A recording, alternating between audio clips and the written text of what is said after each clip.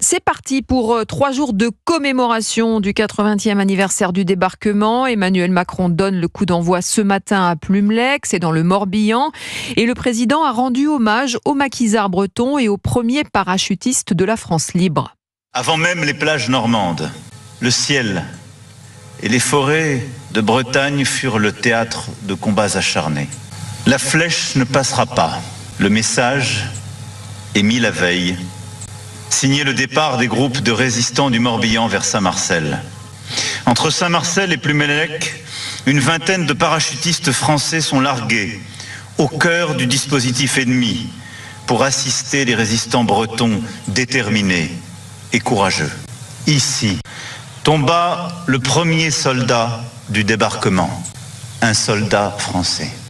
Jacques Serret, vous suivez ces cérémonies pour Europe 1. Alors après la Bretagne, Emmanuel Macron va se rendre en Normandie pour un programme bien chargé. Oui, après le Morbihan, direction Saint-Lô, en Normandie, pour une cérémonie dédiée aux victimes civiles. En 1944, cette ville fut détruite à 95% par des bombes lâchées par l'aviation alliée.